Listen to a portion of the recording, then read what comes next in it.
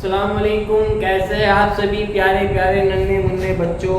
और मेरा नाम मोहम्मद उमर। मैं आज आपके लिए लेकर आया हूँ वही जो कल हमने पढ़ा था बेटा 10th क्लास का जो साइंस है, और उसका एक पार्ट है बेटा भौतिक विज्ञान। कौन सा पार्ट बेटा? भौतिक विज्ञान। हाँ, उसी का हमने कल एक फर्स्ट चैप्टर पढ़ा था जिसका नाम है प्रकाश का परावर्तन तथा अपवर्तन। उसके हमने टॉपिक भी पढ़ लिया जो प्रकाश था, यानी प्रकाश के गुण भी पढ़ लिए, और प्रकाश के बारे में भी हमने अच्छे से कल पढ़ लिया था। जिसने नहीं पढ़ा वो जाके पहले उसको पिछली वाली वीडियो देख ले, और उसके बाद आगे का बेटा समझ में आना शुरू हो जाएगा। तो आज का जो टॉपिक है बेटा हमारा वो है प्रकाश का परावर्तन। केवल आज हम प्रकाश के परावर्तन के बारे में पढ़ेंगे, यानी प्रकाश का परावर्तन और प्रकाश के परावर्तन के नियम, और प्रकाश के परावर्तन के यानी प्रकाश के परावर्तन के जो बेटा प्रकार है उनके बारे में आज हम पढ़ेंगे। ठीक है, तो चले पढ़ते हैं यानी प्रकाश का परावर्तन। तो चले बच्चे देखते हैं कि क्या है कि प्रकाश का बेटा परावर्तन, यानी जब प्रकाश, समझो परावर्तन बेटा क्या होता है कि जब प्रकाश किसी चिकने या किसी पॉलिशदार तल पर आता है ना। मैं सपोज करो जैसे ये है, ठीक है। अब जैसे ये मान लो कि एक मेरा फोन जो है, ठीक है, अब ये कोई चिकना तल है, ठीक है बेटा। अब इसमें प्रकाश इधर से आ रहा है और परावर्तन के पश्चात इसी माध्यम से क्या हुआ बेटा वापस चला गया किसी चिकने या पॉलिशदार तल से। जब वो टकराता है और परावर्तन के बाद उसी माध्यम में वापस लौट जाता है, तो इसी को बेटा कहते हैं प्रकाश का परावर्तन। क्या बोलते हैं? इसी को प्रकाश का परावर्तन। और परावर्तन में क्या होता है कि प्रकाश की चाल बेटा नियत होती है, ठीक है। यानी डेफिनेशन देखो क्या लिखी है मैंने, जब प्रकाश किसी चिकने व पॉलिशदार सतह पर टकराकर वापस उसी माध्यम में लौटने की घटना प्रकाश का परावर्तन कहलाता है। प्रकाश के परावर्तन में प्रकाश की चाल नियत रहती है। ये बात समझ में आ गई होगी। अब यहाँ सुनो बेटा, यानी क्या मसला है यहाँ, यानी जब ये कोई बेटा चिकना सतह या परावर्तक प्रश्न, ये जो है m और m डैश जिसके नीचे लग रही है, ये भी चिकनी सतह है या कोई परावर्तक प्रश्न, यानी है ना भाई चिकनी सतह है यानी कि परावर्तक प्रश्न जिस पर प्रकाश आके परावर्तन होगा। बात समझ में आ रही है? जिस पर प्रकाश परावर्तन होगा चिकनी सतह या परावर्तक प्रश्न बोलते हैं। अब देखो, यानी जो किरण बेटा आती है, ये वाली किरण आ रही है ना इधर से, ये आ रही है, इसको बोलते बेटा आपतित किरण। कौन सी किरण बोलते? आपतित किरण। यानी जो किरण आती है उसको बेटा बोलते आपतित किरण, ठीक है।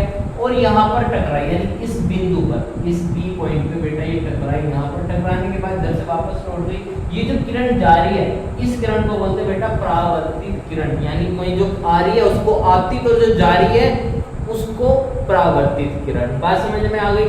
और अब इनमें एक बेटा इनके बिल्कुल बीचों बीच एक अभिलंब डालना। अभिलंब का मतलब होता है बेटा किसी के सेंटर पॉइंट पर डालना। जैसे अगर कोई ये चीज है, अगर मैं इसको सेंटर से काटना चाहूँ, यानी बिल्कुल इसके बीच में, तो इधर का और इधर का हिस्सा बेटा क्या होगा, दोनों बराबर होगा ना। समझ में आ रही है? यानी कि जो बिल्कुल सेंटर का होगा, यानी बिल्कुल बीचों बीच, यानी इन दोनों रेखाओं के बिल्कुल बीच में ये अभिलंब हमने डाल दिया।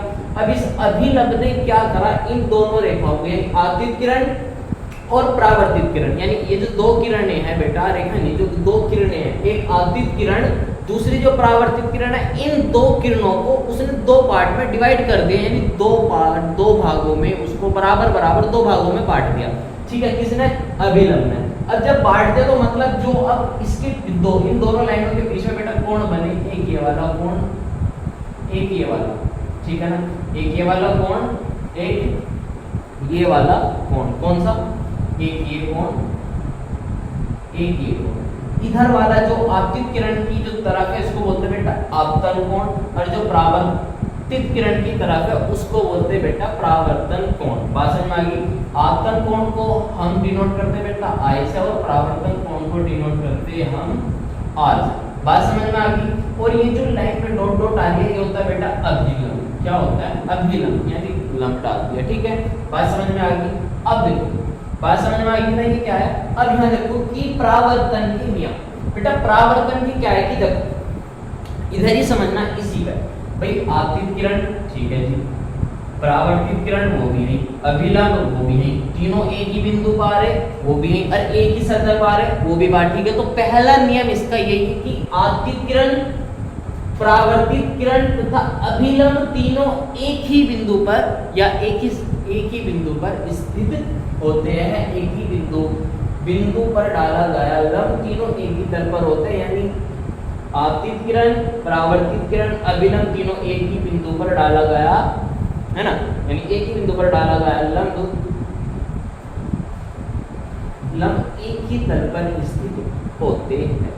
दूसरा नियम क्या है भाई, एक बात बताओ, अभी बताया ना मैंने कि जब ये दोनों कोणों को इसने इसके बराबर दो भागों में बांट दिया, यानी एंगल आई और एंगल आर बराबर दो भागों में इसने बेटा इसको बांट दिया, ठीक है ना, दो बराबर भागों में बांट दिया तो मंगल तो आतन कोण और बेटा परावर्तन कोण, आतन कोण और बेटा परावर्तन कोण दोनों क्या होंगे, आपस में बराबर होंगे। तो वही बात यहाँ कि आतन कोण सदैव परावर्तन कोण के बराबर होता है, अर्थात एंगल I = एंगल R। बात समझ में आ गई ना, आतन कोण और परावर्तन कोण दोनों सदैव बराबर होते हैं। ये था प्रकाश के परावर्तन के बारे में। अब इसके हमने बेटा नियम भी पढ़ लिए। अब प्रकाश के परावर्तन के प्रकार। भाई परावर्तक पृष्ठ की प्रवृत्ति के अनुसार परावर्तन को दो भागों में बेटा डिवाइड कर रहा है। कितने भागों में? दो भागों में बांट सकते हैं। एक है नियमित परावर्तन, दूसरा अनियमित या विस्तृत परावर्तन। नियमित परावर्तन बेटा जैसे ये है, अगर ये चिकना या पॉलिशदार है, ठीक है ना, अब इसके अकॉर्डिंग बेटा ये बिल्कुल सीधा है। अगर चलो मैं इसको रफ कर आगे समझाता हूँ ना, रफ करके इसकी डेफिनेशन भी इसको आगे समझेगा अच्छे से। जो मैं बता रहा था कि परावर्तन के प्रकार है ना, तो परावर्तन पृष्ठों की प्रवृत्ति के अनुसार परावर्तन को निम्न दो वर्गों में यानी दो भागों में विभक्त किया जा सकता है। पहला कि नियमित परावर्तन और दूसरा अनियमित या विस्तृत परावर्तन। ठीक है बेटा, इतनी बात समझ में आ गई ना। अब देखो कि नियमित परावर्तन बेटा होता क्या है। अब जब नियमित परावर्तन यानी कि यहाँ देखो बेटा कोई चिकना सतह है, ठीक है, यानी कोई चिकनी सतह है, कोई चिकना बिल्कुल सीधा प्लेन यानी प्लेन सतह है बिल्कुल, और जब उसमें बेटा प्रकाश आएगा यानी जो किरण आ रही है उसको बोलते हैं कौन सी किरण बेटा? आपतित किरण। आने वाली किरण को बोलते हैं आपतित किरण। और ये आ रही है तो इधर को चली गई, परावर्तन के पश्चात इधर को चली गई, परावर्तित किरण हो गई। और फिर इस किरण के समांतर दूसरी किरण हो रही, तो वो जो आपतित किरण जो जा रही थी ना वो उसके भी समांतर जाती है। समझ में आ रही है? यानी जब आपतित किरण के समांतर कोई किरण आ रही है, दूसरी आपतित किरण आ रही है, तो परावर्तन की जो परावर्तन किरण पहले तो दूसरी परावर्तन किरण के समांतर जाएगी। तो इसमें क्या है कि जब प्रकाश का परावर्तन किसी पॉलिश युक्त चिकने पृष्ठ से होता है तो प्रकाश किरणें परावर्तन के पश्चात एक दूसरे के समांतर होती है। इस प्रकार के परावर्तन को नियमित परावर्तन कहते हैं। बात समझ में आ गई ना बेटा? यानी जो किरण आ रही है वो आपतित किरण है और जो जा रही है वो परावर्तित किरण है, और उसी के समांतर कोई दूसरी किरण और आ रही है, यानी और आ रही है तो वो दूसरे के समांतर चली गई। समझ में आई? तो ऐसी ही क्रिया को क्या बोलते हैं बेटा? नियमित परावर्तन। बात समझ में आ गई? अनियमित परावर्तन में क्या है कि कोई खुरदुरा पृष्ठ होता है, जिसमें कोई ऐसी उबड़ खाबड़ वाला कोई मैदान टाइप में जिसमें ऊपर नीचे की तरफ होता है ना, खुरदुरा, है ना, तो उसी में जब कोई किरण आएगी तो कभी कोई वो इधर को चली जाएगी, वो इधर को, यानी जो ये आ रही है, ये आने वाली किरण जिसमें ये ऐसे एरो ऐसे लग रहा ना, ऐसे वाला एरो, यानी ये आ रही है ये आपतित किरण है, ये जो इधर को जा रही है ये परावर्तित किरण है। अब इसमें ये वाली किरण जो बेटा आ रही है ये आपतित किरण, और ये इधर को जा रही है परावर्तित किरण है। और ये यहाँ देखो ये इधर से आई, ये आपतित किरण, और इधर को चली गई ये परावर्तित किरण। तो इसमें भिन्न दिशाओं में फैल जा, कौन सी दिशाओं में पता नहीं कौन सी दिशा में कहाँ को भाग गई है ना, कभी इधर को कभी इधर को, कभी इधर को, खुरदरे पृष्ठ में एक तरफ को नहीं जाती, इसमें भिन्न दिशाओं में फैल जाती है। कौन सी किरणें फैलती है? परावर्तित किरण, है ना, यानी जो आपतित किरण तो आ रही है वो तो इधर से आ रही है, मगर परावर्तित किरण इधर को भी चली गई, इधर को भी कुछ इधर कुछ इधर को, यानी जिधर से उसका हिसाब लगा वो बेटा उधर को भाग गई।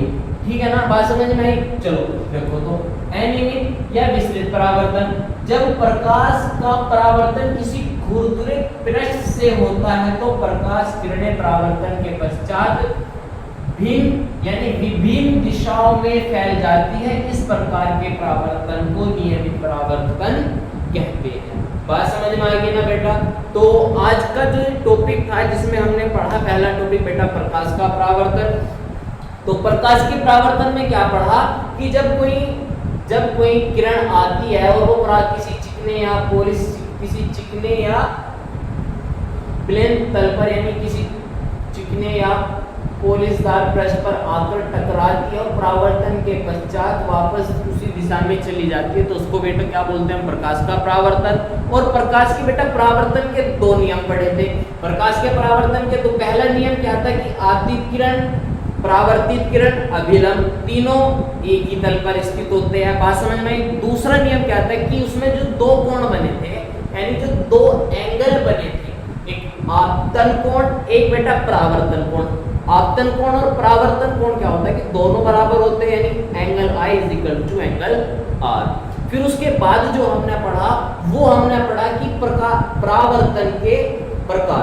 तो बेटा परावर्तन के कितने प्रकार थे? दो। हमने दो प्रकार पढ़े परावर्तन के, पहला नियमित परावर्तन, दूसरा अनियमित या विसरित परावर्तन। और नियमित परावर्तन में हमने क्या मिला कि जब कोई चिकना पृष्ठ पर आती है तो जब प्रकाश किसी चिकने या पोलिस युक्त चिकने पृष्ठ से होता है तो प्रकाश की किरणें परावर्तन के पश्चात एक दूसरे के समांतर होती है। यानी नियमित में क्या होता है बेटा? समांतर होती है किरणें, है ना, एक दूसरे के समांतर। और अनियमित में तो विभिन्न दिशाओं में फैल जाती है। क्या? परावर्तन के पश्चात विभिन्न दिशाओं में फैल जाती है। बस इतनी सी बात है। नियमित में क्या होता है कि एक दूसरे के समांतर चलती है और अनियमित में क्या होता है? विभिन्न दिशाओं में बेटा फैल जाती है।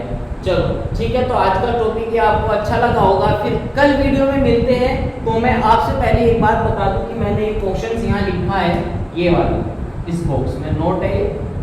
इस क्वेश्चन का आंसर आपको देना होगा कमेंट में, कमेंट बॉक्स में जरूर इसका आंसर लिखे। सुने क्या है कि यदि कोई प्रकाश की किरण किसी समतल पृष्ठ पर 30 अंश कोण पर आपतित होती है, मतलब 30 अंश कोण पर क्या हो रही है? आपतित। तो ये जो कोण दिया बेटा ये आपतित कोण दे रखा है, ठीक है, होती है। तो परावर्तन कोण का मान ज्ञात करना। तो परावर्तन कोण का मान बताना है आपको कमेंट में कि परावर्तन कोण का मान क्या होगा।